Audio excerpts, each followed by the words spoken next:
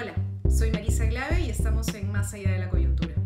El programa de hoy, que transmitimos desde el portal de Otra Mirada, lo vamos a dedicar al impuesto a las grandes fortunas.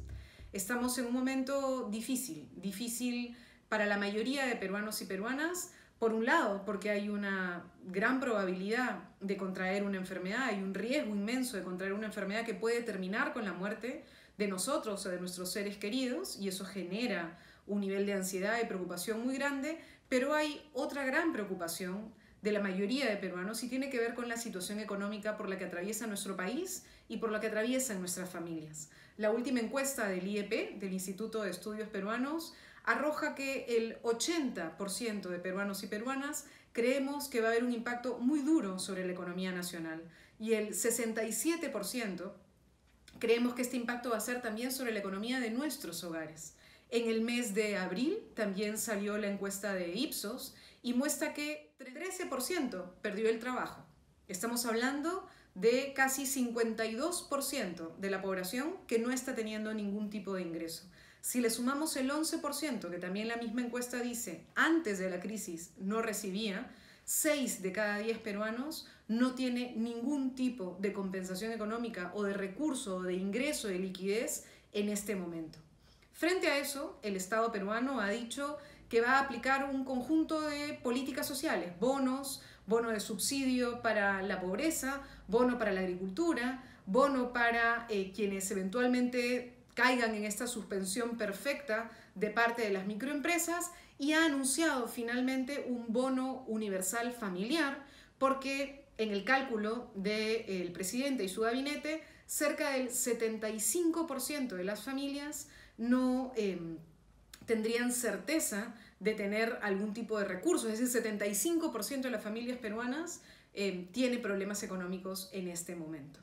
Pero ¿de dónde salen los recursos? ¿Cómo se paga la crisis? Porque las crisis se pagan. Una parte la están pagando los trabajadores con sus AFPs, que ese es el ahorro de los trabajadores y de las trabajadoras, con sus CTS, también están pagando la crisis con sus CTS, y el Estado peruano está pagando la crisis también con venta de bonos del Tesoro, como ha anunciado la ministra de Economía. Hemos hecho una venta por cerca de 3.000 millones de dólares, una venta importante. Tenemos un fondo de estabilización, que es una especie de ahorro histórico de nuestro país, que se está por empezar a usar precisamente para poder cubrir lo que va a significar, por ejemplo, el paquete de rescate a las pequeñas empresas y también a las grandes empresas. Y en este escenario, muchos comienzan a decir, bueno, que paguen los ricos. ¿Y a qué nos estamos refiriendo cuando se dice que paguen los ricos o que se haga un impuesto especial a la fortuna?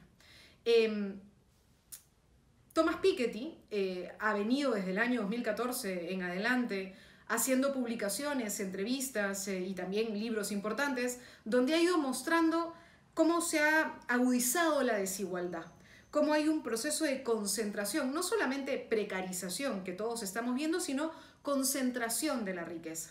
Y que esta política neoliberal que nos lleva a focalizar la pobreza hace que nos olvidemos que, así como hay que mirar en qué situación están las personas pobres, hay que también mirar cuán ricos son los ricos, digamos, cuánto dinero han ido acumulando. Esto ha llevado a que el señor Piketty plantee algo que se está volviendo una especie de lema global, el 1% contra el 99%, es decir, el 99% no llega ni a los talones de lo que el 1% de personas en este planeta concentra como riqueza. En el Perú, Germán Alarco, en el año 2019, publicó un estudio que se llamaba Riqueza y Desigualdad. Este estudio, que ustedes van a ver la dirección electrónica en el post de esta publicación, se puede descargar de manera gratuita, es un intento de mirar, bueno, ¿y cómo es en el Perú? ¿Qué cosa ha pasado en el Perú? ¿Cuánta acumulación de fortunas tenemos en el Perú y a qué se debe? Una de las primeras cosas que muestra Germán Alarco, que ustedes pueden ver en el cuadro que tienen atrás, es la participación del salario en el Producto Bruto. Nosotros tenemos un nivel de producción, ¿no es cierto? Y entonces hay que ver qué proporción es el salario, lo que tiene el trabajador. Si ustedes ven, la proporción del salario ha ido cayendo. Y en el cuadro que ven a continuación, pasa la inversa con el excedente bruto de explotación. En simple o en cotidiano, lo que solemos llamar la ganancia. La ganancia era una proporción pequeña y ha ido creciendo en proporción. Es decir, los salarios se han ido achicando proporcionalmente y el excedente de explotación ha ido creciendo exponencialmente. Entonces, ¿ven? Hay se cruzan. Entonces, aumentan las ganancias proporcionalmente, se reducen los salarios proporcionalmente. Y cuando aumentan las ganancias proporcionalmente, aumenta la acumulación. Esta proporción es equivalente a lo que ocurre en otros países. Por ejemplo, Alarco hace una comparación entre las empresas que cotizan en bolsa en el Perú frente a las 500 empresas más importantes en Estados Unidos. Ustedes pueden ver en línea celeste la proporción del salario en el Perú y luego ustedes pueden ver en verde en los Estados Unidos y en amarillo y van a ver que está por encima de la proporción peruana. Y luego pueden ver también la fluctuación de la proporción en el caso de los ingresos. Ahí también, en el caso de las ganancias, de la rentabilidad, en línea celeste, el Perú tiene una rentabilidad, las empresas peruanas tienen una rentabilidad proporcionalmente superior a la rentabilidad que tienen las 500 principales empresas de los Estados Unidos. Entonces, lo que él señala es que en el Perú estamos teniendo unos procesos de acumulación muy fuerte y que los instrumentos de la política pública ocultan la riqueza. La ENAO, que es una de las fuentes más importantes de información para el país y que utilizamos mucho los científicos sociales, sirve para identificar a los estratos más pobres, para identificar quiénes están en situación de pobreza y en qué condiciones están, pero no sirve para identificar la riqueza en el Perú. Una de las cosas que señala este estudio es que para poder identificar a los ricos en el Perú hay que acudir a otro tipo de fuente de información. Una, por ejemplo, es Forbes, que hace anualmente una especie de ranking de los más ricos del mundo. ¿Entre los más ricos del mundo hay peruanos? Sí. En el año 2019, ustedes pueden ver en este cuadro, 6 peruanos aparecen en ese ranking. Juntos, esos 6 peruanos, multimillonarios, es decir, que tienen más de 1.000 millones de dólares. Si hacemos el cambio a moneda nacional, juntos tienen más de 38.000 millones de soles. Si solamente a esas 6 personas les pusiéramos un impuesto extraordinario de 2%, que no los va a hacer pobres y que no les va a afectar considerablemente, podríamos tener un ingreso de más de 700 millones en recaudación en el Estado peruano. Este ejemplo, digamos, hace que Germán Alarco también nos permita tener información adicional para que comencemos a mirar, bueno, ¿cuántos millonarios hay en el Perú? Esos son los multimillonarios, es decir, los que tienen más de 1.000 millones de dólares. Pero ¿cuántos tienen más de 1 millón de dólares? Es decir, más de 3 millones de soles. Bueno, 39.000 personas. Más de 50 millones, 2.018 personas. Entonces, de eso estamos hablando, de una proporción que no llega ni a un 1%. Los millonarios, según este estudio, representan en el Perú 0.015%. Son una proporción muy reducida, pero que tienen una altísima concentración de riqueza. Y es en este momento en el que tendríamos que plantear un impuesto extraordinario sobre ese nivel de acumulación para buscar un criterio básico de redistribución.